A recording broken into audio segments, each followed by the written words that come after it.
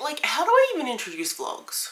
Like, hey, I'm gonna be reading some books this week. Come with me. It is the Trans Rights Readathon. It starts today on March 21st and goes until March 31st. This is the first time I'll actually be participating. I have wanted to. Every year this has been on. Just either I hear about it too late, I have too much going on at that time, or I just get too stressed out. I'm actually going to participate this year. I had seen all of the Instagram posts for like the past week. Then last night I was like, let's just do it. So I made a TBR last night and now we're gonna read them. My goal is to basically read one anthology and then 10 comics, graphic novels, manga. So a manga a day, and I think I calculated like 3 short stories a day. So the anthology that I want to read is Nothing to Hide, Voices of Trans and Gender Diverse Australia, edited by Sam Elkin, Alex Gallagher, Eves Reese, and Bobakue Sayed. So I have had this on my shelves for years. I got this from Rabble, which is a female-owned bookshop in Perth. They did a queer subscription box that I was a part of, and I'm gonna read the little note that this said. It says, I'm just so thrilled that this book exists. You're holding the first ever collection of trans and gender diverse writers in a mainstream Australian publication. I won't go on about the current political climate. A couple years later, it's still not good. I know many of you know all too well what it's like to be a trans person in the world. I sure do. This book is a counter to the chorus of anti-trans voices. As a counter to the harmful chorus of anti-trans voices, this collection features the work of 32 trans and gender diverse people across the spectrum of age, race, geography, and circumstance. The writers give voice to their communities and tell their own stories on their own terms, showcasing the wealth of creativity within the trans and gender diverse community and providing illuminating insights into the challenges and joys of the trans experience. Nothing to Hide is a powerful contribution to Australian literature. So yeah, I am very keen to read this. I also just love the cover. I think it's so sweet. There are so many authors in here, and like so many of them I've never heard of. Oh my god, Ray White! I've heard of Ray White. That's Erin's friend. Oh my god. Oh, Ray White has 2. That's so cool. So Ray White wrote Exactly As I Am, which is a poetry collection. It was one of my favorite poetry collections I've ever read. But that's so cool. I didn't know Ray White was in here. That's awesome. So that is going to be my main goal for this week, is to read this, and I'm very excited for it. But then I wanted to read a whole bunch of manga and comics and just really like beef out this TBR, right? So first up we have, At 30 I realized I had no gender. Life Lessons from a 50-year-old After 2 Decades of Self-Discovery by Shu Arai. I have technically started this. I started this like a month ago, and then I just put it down because it just, like, it wasn't bad. It was just not what I was in the mood for at the time. Then another manga is Crossplay Love, Otaku and Punk by Toru. I'm wary of this one. I hope it's respectful. Then I have a graphic novel, which is Project Naught by Chelsea Ferretti. Yeah, I used to be really hyped about this. I got less so, like less hyped the more it was on my shelf. And I did try and read some of it a while ago, and I like didn't get it or I didn't like it, but I'm gonna give it another go. Then we have The Deep and Dark Blue by Nikki Smith. For some reason I saw this cover and I thought they were just in a play, but no, I think they're actually in some kind of like fantastical world. And then the last one I have is a newer addition to my shelves, and that is I Shall Never Fall in Love by Hari Connor. I'm assuming someone's trans or non-binary in this, which is why I'm able to read it for this readathon. But I wonder if it's poly as well. But there's a different cover of this, and it looks like there are 3 people.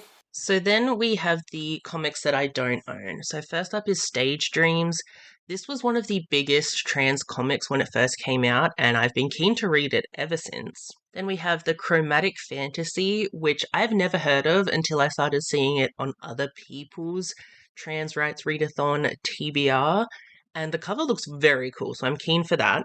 Then we have Us, which I think is more of a memoir type thing, but the cover is absolutely stunning, so I'm really keen to get to that one. And we have The Magical Boy. I have been wanting to read this for so long because it's a trans guy, and I feel like sometimes we don't get enough of that. So very excited for that one. And then the last one is The Best of Assigned Male. I have never heard of this before. I randomly saw it on my Libby and I was like, well, might as well give that one a go. So I think this is print cover of a webtoon. So I don't know. We will see how that goes.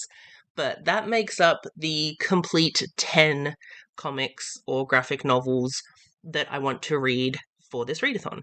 Day one, I guess, update of the Trans Rights Readathon. I did what I was supposed to do. Unfortunately today I have a migraine. It's about 3 o'clock now and it's kind of just started to ease. Unfortunately it's on the precipice of one wrong move and I'm instantly back in it. Anyways, I did read everything I was meant to yesterday for Nothing to Hide, and then I read some more because where I was meant to stop yesterday was by S.J. Norman, but then the next two were the Ray White poems, so I was like, I'm just gonna read those. So technically yesterday I read 6 of these short stories and poems and artworks and all that kind of stuff. So I read 6 instead of the 3 that I had planned, which is awesome. But let's go through all of these. Yippinini by Crystal Love Johnson.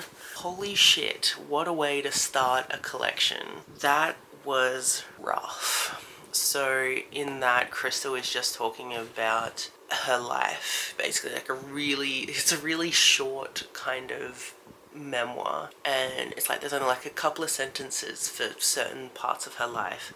Her childhood was fucking rough. Like I said, these are very small amount of words that she's using to describe some of the most horrific things that you can imagine, and somehow that impacted me just as harshly as when there's a full page description of it. So that speaks to her as a writer, I think, but I was very much not expecting that.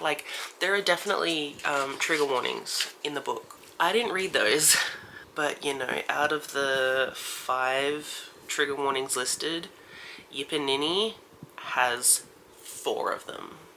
So that tells you a lot about that story. But in saying that, it was great. It was good, very impactful. Then the next story I read was Watching Things Grow by Liz Duck Chong. A highlight for me. That was amazing. The writing, oh my god, I want to read more of this author's stuff. I loved the writing style in this. It was I wouldn't say lyrical, it was just, they had a way with words and they were describing a lot of things, but in terms of gardening and growing plants and stuff. It was such an interesting take on how to tell your story and on how to express transness. Then we had Skin in the Game by S.J. Norman. This was the first story in this collection where it was a trans man, which is really great. What Skin in the Game was talking about, it was those changes that you go through and the experience of being a trans man who seeks out love and how difficult that can be. So that was, yeah, very interesting. And then we had the 2 Ray White poems. So we had Now We're All Here, and then a trans person reads a poem. No flaws. I'm a little bit biased towards Ray White now because I think they have a beautiful way with words. I always really connect with what they've written. This part from Now We're All Here, the end of this poem, I loved. It says, now in front of friends, in front of you, I say words that feel thriveful, sproutful, like blooming from heart space to throat space to lip speak. to room space, to world and beyond. Hello world, I'm assuredly, defiantly, transcendently here. That is just beautiful. Oh, I loved it so much. So Ray Wyatt is definitely a favourite poet of mine for sure, and I highly recommend everyone go check out their stuff. It's beautiful. Then I did also read my comic for yesterday. Did I only just finish it like 20 minutes ago? Sure did. But I did start it yesterday. That was Stage Dreams. I gave this 2 stars. And one of those stars was just for the art style, because I thought the art was very pretty. I think I always kind of knew that I wouldn't like this because I could not care less about North America or their history or anything like that. The only kind of cool thing I think about North America is they've got some cool cryptids, but like that's kind of it. So for this being about like Western and that kind of time period of those wars and civil unrest and all of that kind of bullshit, like I don't care. I don't know, I expected more. I really did, but it did feel really unfinished for me. It felt like chapter 1 of a bigger story, and we just got, you know, these 2 women kind of doing a little heist together. I don't know, it was so boring and I didn't enjoy it. The art was pretty, but that was it. So that's a 2-star. I don't know what I'm going to read next, but I will try and figure that out. You know it's a Sunday when I'm filming in my car. So it's day 3 of the Trans Rights Readathon. Yesterday I had a migraine. It was a pretty rough one actually. So I really didn't do much reading, but I have read my 3 stories right now that I meant to read yesterday. But I did read my comic for yesterday. So I ended up reading Us. This was really good. I really enjoyed this. 5 stars, honestly. It was fantastic. This is a kind of memoir about Sarah and her girlfriend Diana. Diana or Diane? Diane. In this, it's mostly told from Sarah's point of view, but Diane is the one who is trans, but like, you know, they're in this together kind of thing. And so they were in a relationship for about 7 years before Diane came out. What was really cool is like she realized that she was trans because of Sense8, like that TV show from a few years ago, and like seeing, you know, the trans actor, what was her name? Nomi was her name on the show. She was great. She was the only reason I wanted to watch that show. I only watched like a few episodes, but she was fantastic. But, you know, they were talking about how seeing a trans character not be the joke, not be a villain, not die immediately was huge.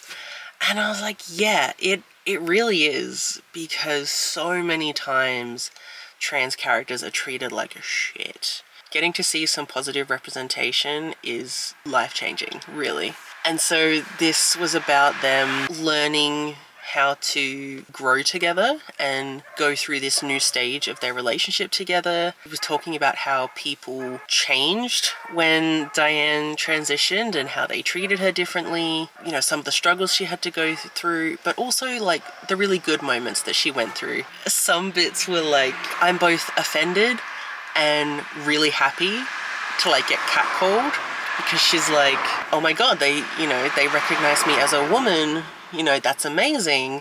But on the flip side, that's disgusting because men are shouting out obscene things at you and stuff like that. It was so funny. It was interesting to watch Diane have to go through that, and then Sarah being like, welcome to be a woman, babe, like this is what you gotta do. And so it was very good. They were so supportive of each other. So nothing to hide. The 3 stories I read. So the first one was The Magic Art of Not Giving a Fuck by Sasha Sidek.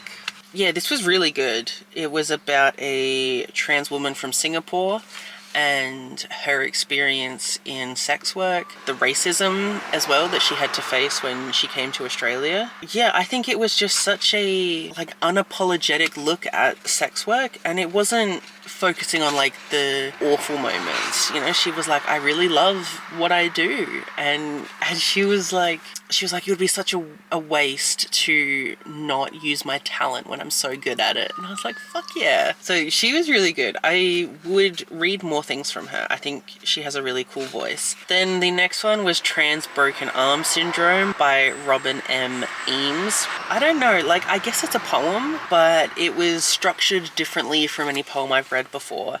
And it was really focusing on a lot of medical terminology.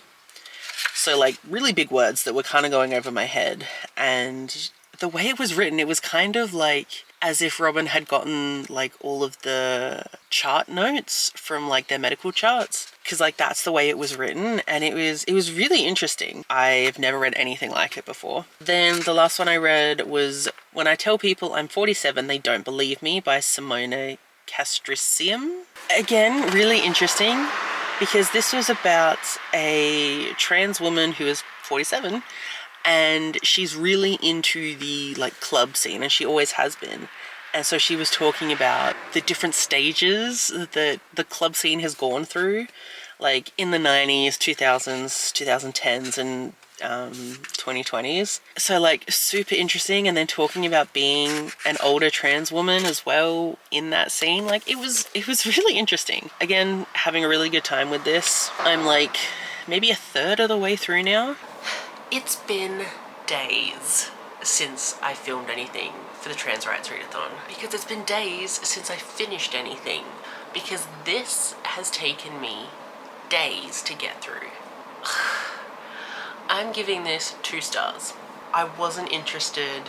I got bored. It was really patchy in some areas because it's just like telling the life of this person who, I don't know, it's really complicated to try and figure out, like, their gender, because the author keeps saying that he's intersex, but he presents as male. I just can't figure out if he is actually intersex or if he was just non-binary or gender diverse in any other way. Because, like, at the beginning of it, when he was like, oh, I'm intersex, because he's like, I'm not a woman, I'm not a guy, I'm intersex. I'm like, that's not what intersex means. It's just really confusing. It's just so much nothing. Like, yeah, there are some good things about gender that are talked about in here. I just don't care. If I'm being honest, I just don't care. So, finally finished this. 2 stars. Then I have read 3 more stories from Nothing to Hide. I read Developing Some Pluck by Lee Lai, and this was a kind of little comic strip again. This was good. Yeah, I thought that was really, really good. Then we have Imagining Abolitionist Futures by Nakuya Gori, Whit Gori, and Rosalina Curtis. This was a transcript of an event from 2021. So this was really about being Indigenous and trans and what kind of issues that Indigenous trans people have to face in prison. Like, it was fine. I think just because it was a transcript, I didn't connect with it very much, but very important topic to talk about. I think if I had, like, seen this talk or, like, heard it, I would have connected more. But yeah, reading transcripts are not for me, let's say that. And then I read Language by Shreya Tekumala. I love this one. Oh my god. So in this one, Shreya is talking about their name. How, you know, it sounds too feminine for them, and the way that they write this, it's so beautiful. Again, I want to say it's lyrical, but it's not, but it's absolutely stunning writing.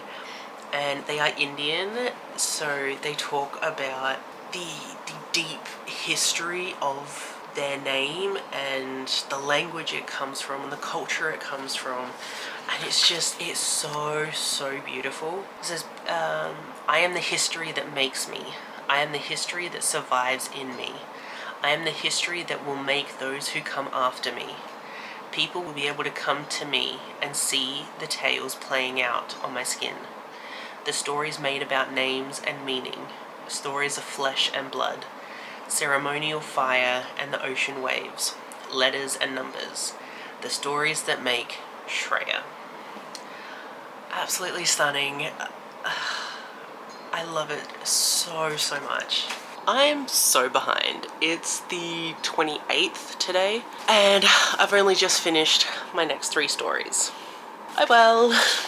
So, I read Nonbinary As In by Dan Hogan. This was kind of cool. It was, I don't know, a poem, I guess? It was a very different poem to any I've read before. I didn't quite understand it. It was cool. Let's just put it that way. Then we have Claude, Cat's Eye, Hazy and No Flowers by Bridget Flack, with introductions by Bridget Chappell and Angela Pusey Love. From what I gathered, this Bridget Flack has passed, and these other two gave a bit of an introduction before, you know, they've released a few of her poems. The poems were really good. I really liked them. And then I just read A Trans and Gender Demythology by Julie Peters. This was like kind of like an essay. Like, it was a bit more academic than some of the others, but like not academic, you know? I thought I would hate this. I fucking loved it. It was really cool, just the way that like this older, she describes herself because she's like, you know, I am these things and not these things, so I created my own gender. What was it? It was called Tomboy Femme. A person who appreciates the feminine aesthetic but whose performance of femininity is recast by an appreciation for building things, having unencumbered boyish fun, eating without guilt, and who is happy to get dirty planting trees. It's fun. It was a really interesting story because she's older now. She's what she said close to retirement age, but it was kind of cool to see like her perspective of gendered things throughout some really interesting times in, you know, recent history. So that was super cool. I really liked that one. But then last night I read Crossplay Love, Otaku and Punk by Toru. This was really interesting. When I first opened this, I was like, ooh, I'm not gonna like this. I might DNF it, because it was really heavily stereotyped. The stereotype of the punk who's always like getting in fights and yeah, like hates everything. And then there's the otaku who's also emo. So he's like, oh, that really depressed one is me. And then, you know, going all out for otaku stuff. It was a bit much, but then once the story got into it, I was like, damn it, I really like it, because it was really cute. This is about these two guys have a crush on these girls, but they are those girls. So this guy kind of dresses up as this girl to work at a maid cafe. This guy sees that girl and is like, oh my gosh, she's so cute, but I can't just walk into a maid cafe. If I was a girl, I could. So he dresses up as this girl to go talk to what he assumes is this girl. And then this guy, as this girl, has a crush on this girl played by this guy. Do you get the picture? It's a little confusing, but once I got into it, it was really friggin' cute. In thinking about like gender and sexuality stuff, I don't know how I feel about this. I would have to see where the story goes. I'm assuming it's gonna like turn into a boys' love, but it is super cute. I would like to keep reading this. I just am a little conflicted on the gender stuff. Okay, it's been like, I don't know, a half an hour since I last turned on this camera, but I have read a few more stories in this, so I'm gonna talk about them because I've almost caught up. So I thought that Comings Out by Quinn Eads would be another like kind of academic essay. It wasn't. I had to skip this one because there is no punctuation at all. That tripped my brain so much that I couldn't read it, because it's like full text, right? No punctuation. It's just like lines and lines and lines of words, and they don't always, I mean, they did always make sense, but in my brain I was like, put a full stop there, new sentence, like please. And so my brain just like could not comprehend with that, so I had to skip that one because it was several pages long. Then we had two poems by Ellen Van Nerven. I was really excited for these because I really want to like Ellen Van Nerven's writing, but I'm not sure I do. The Curlew was a very, very short poem. It was good. I have no idea what it's about. Then Abject Subjectivity at the awards ceremony was again quite short. I get what it was talking about, like it was talking about, I assume, Indigenous people's rights to their works and, you know, if they ever like get credited for it kind of thing. So like I get that. I don't know, it felt out of place in this kind of story. I feel like there could have been other things that Ellen Van Nerven put forth for this kind of anthology, but that one just didn't seem to fit. So I don't know. Then I read How I Got Here by Stacey Stokes. This was a story of a trans woman, how, you know, she's been trans her whole life and how it's been really friggin' difficult for her. She's had a really rough life. Like, it was really disheartening that she faced a lot of transphobia and found it really, really difficult to come out and be herself. And it was also interesting because she's incarcerated right now, or at the time of, you know, presenting this, she was incarcerated. I love that they have included that because, you know, people in prison are still people and should be treated as such, you know? So it was really good to get voices from lockup, kind of. I don't know. But it was really good, where it says, you know, I still haven't gotten out of prison and some days are tough in here, but I am grateful that my body is now mine and that I am starting to love the person I see in the mirror. Like, that's wonderful. And then the last one that I have read is called Crossing the Ocean by Anastasia Lee. This is about a trans woman from Vietnam and like the struggles that she faced when she moved to Australia and just how hard it was for her to learn English and like understand the differences in culture and how that had to kind of, she had to unlearn a lot of things to thrive in Australia, like especially to do with being in a relationship with someone and how that is very different in Vietnam to Australia, at least at the time. That was a really interesting one to read. Then like she ended it with a recipe. Something that is really important to her is cooking, and that has helped her in a lot of really, really stressful times, and still thoroughly enjoying this. I'm gonna read some of Best Assigned Male. I think that's one of the comics that I wanted to read. I'm gonna keep reading that. I've read like the first chapter. It was fine. I have read a few more stories in this, and I think I'm like prepared to finish tomorrow. Who knows? Tomorrow will be like a day earlier than anticipated, which is good times for me. Maybe 2 days. It might be 2 days early. That would be nice. The first one I read was The Colonial Trappings of Gender by Sandy O'Sullivan. I only read like this first page of it, and then I had to skip this one because it was the most academic of all of them. Like there are footnotes and everything, which like is great, wasn't what I could actually read right now. So unfortunately I skipped that one, but I think it was really good. Like for what I did read, it was really good. Just I can't comprehend that right now. Then we had a poem by Imbar Nasi called Afterwards. This was a really interesting one. Like somebody's like, when I die, paint my face like a man. When I die, listen, really listen to Kylie Minogue. Like random stuff. It was a really, really good poem. I really liked it. Again, super different from other poems that I've read. Then we had We Meet Each Other with Different Names by Ryan Gustafsson. This is about a trans man who is Korean but was adopted by a Scandinavian family when he was really young, and then when he meets up with his birth mother later on in life, it's like they both have different names to what's on a piece of paper kind of thing. And so that was really interesting. He says something about like looking at strangers trying to find himself. Super interesting. It did talk a lot about how it feels to be adopted and how, yeah, you kind of have this feeling of being like unmoored, which was super interesting. And then we had Gender Euphoria Through Dance by Hayden Moon. This is one of my favorites actually, because this is about a trans man who is a like professional Irish dancer. I love Irish dancing. It's so much fun.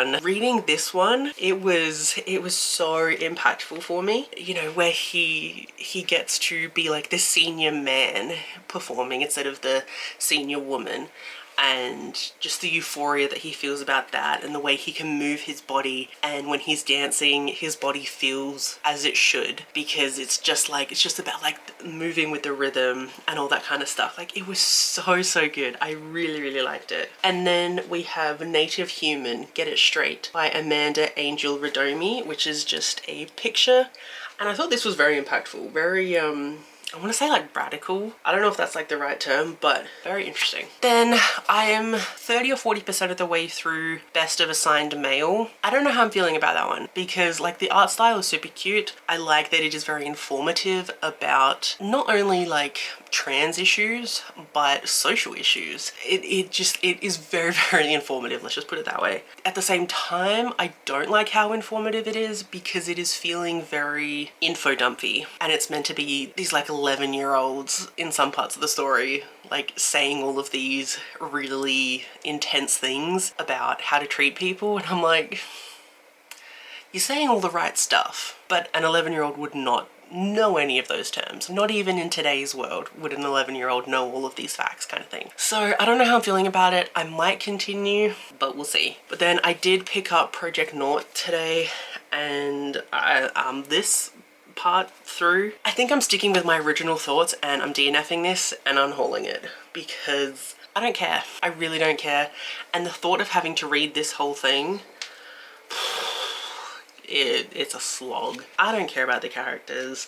I don't care about the shady shit that's happening. I don't give a shit. I really don't. So I am DNFing this one and unhauling it. I could see why people would like this. I think it's very much not for me. Okay, I gotta kind of be a little bit quiet. I'm at my brother's house and I'm watching the baby. Gotta be quiet. But I just finished Magical Boy Volume 1, 5 stars.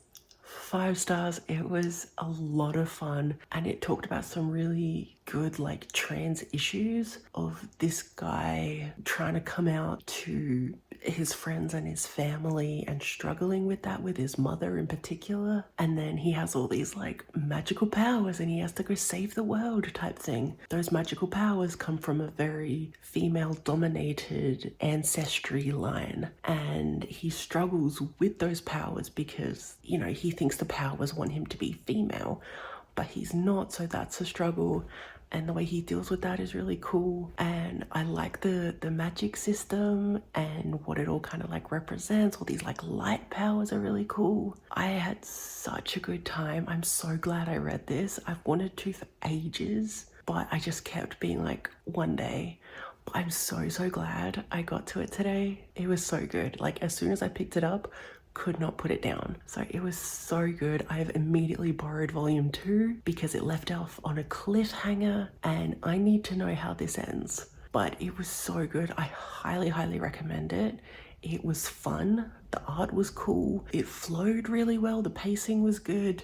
The story was interesting, and like the characters were really good. Like, I can't really find a fault with it. Definitely check it out. And now I'm gonna go read volume 2.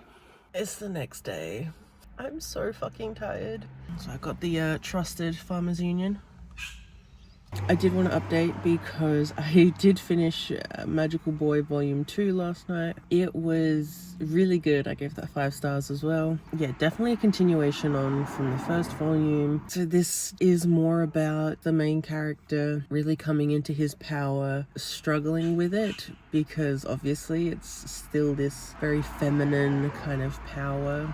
You know, these villains, they feed off of like negative energy, and so, you know, they'll like whisper things to him that like put him down, as like, oh, you know, no one's ever gonna see you as a man, they always see you as a woman, so like, why even try? Like, that does really affect him, especially because like his mother has never accepted him and she gets really transphobic in both issues, so, you know, be aware of that. So that was a lot. His costume is finally like, I would say like at the final level, because his costume has been changing every time he transforms, so we get like the final iteration of that, and that was super cool. It looked like a cool outfit, and he does some cool stuff with like his staff, which was really cool. And he says something at the end there. He was like, I think it was something like, I'm not more powerful than my descendants, I'm just happy.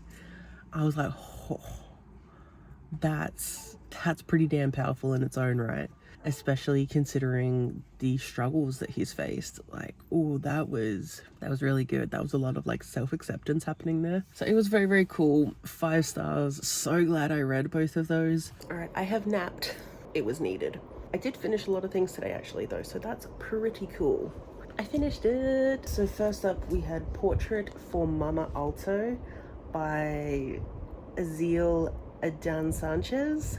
This was a poem. It was really good. I definitely liked it. Like, I couldn't relate to it, but I get it, and I thought it was very good. I don't know, it was kind of about just like celebrating queer culture, kind of. Like, the things that it mentioned, yeah, it was very queer culture. I don't know if I can describe it, but queer culture. Then we had Chan Liao by Tiff Tan. This was just a kind of like a memoir of this trans woman's life. She was born in Malaysia and then she moved to Australia. It was very difficult for her and she faced a lot of racism and she really struggled with the like culture and stuff. It's weird to say I enjoyed it, but you know, I enjoyed it. Then there was another poem, The Existentialist, aka Juxtaposition by Ruk Abdul Manan. Yeah, this one I did really like. Ooh, I love this bit. It's like, this is all too much. I feel like I'll never be enough. And I have left, and I have arrived, and I have died, just to have the will to be alive. Damn. It was a really good poem. Like, it's short, so impactful. It was really, really good. Then we have Dancing with My Ancestors by Amao Leota Lu. I think this was about a trans woman. She's from New Zealand, which is cool, and yeah, came to Australia when she was 12. Again, how difficult that was. There's a lot of racism in Australia, and it's friggin' awful. And I love that there was a specific word, because she was talking about how back home, you know, there's not that much of an issue with her gender, because it's like there's already like an established other gender kind of thing. Where was it? It starts with an F. Yeah, I come from a community that's quite supportive of me being Fa'afane, which is a culturally recognized gender in Samoa. It's cool that, you know, it's already like a thing, but then it sucks that, you know, she came here and not so accepting, which is always awful.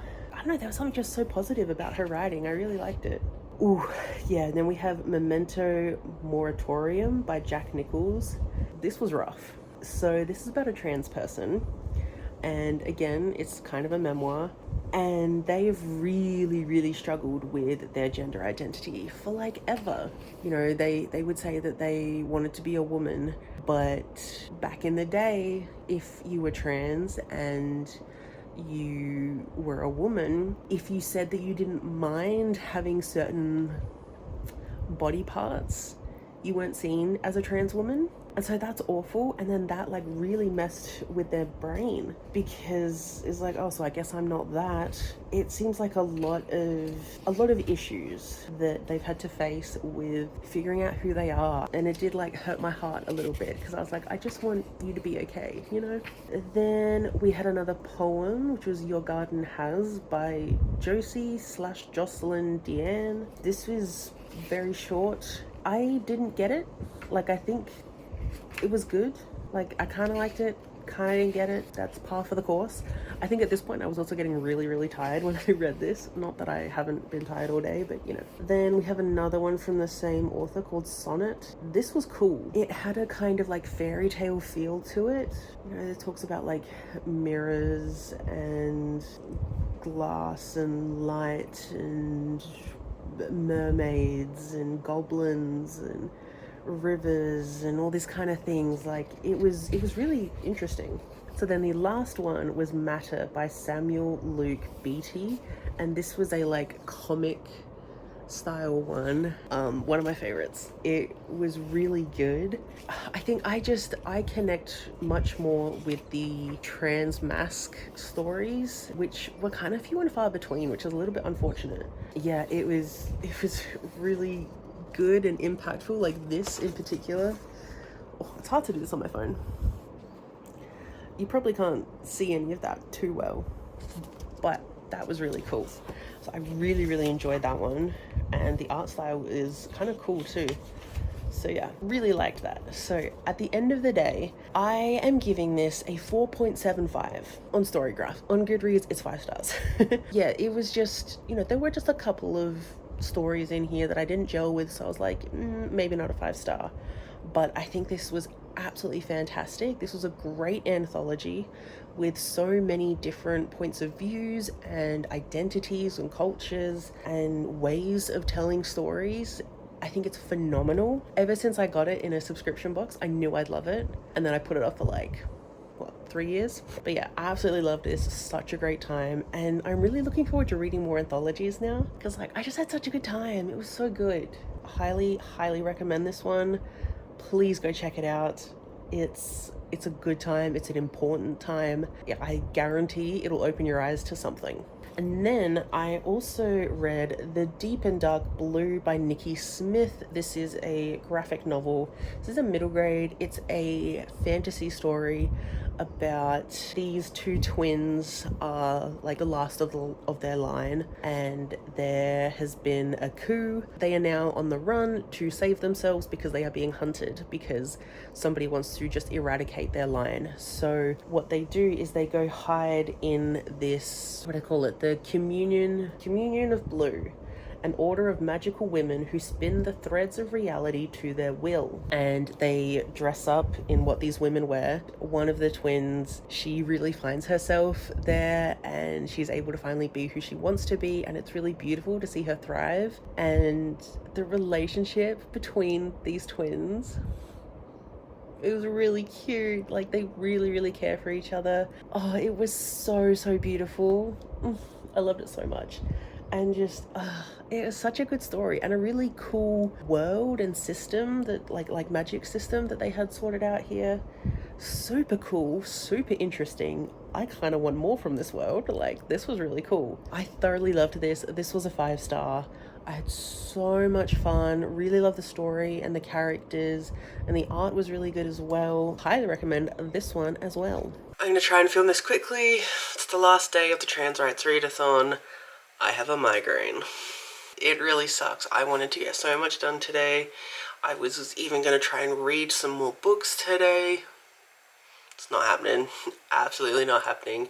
I've taken my migraine medication. I did want to say that I read Transmuted last night. This was a wild time. So this was a horror novella. It's about this trans woman losing funding for her facial feminization surgery. And so she finds somewhere kind of shady that is doing an experimental treatment for trans women. And she does this really shady procedure, and she starts seeing results, and you know, results that she likes. So she keeps going back and more changes keep happening. Then they get weird.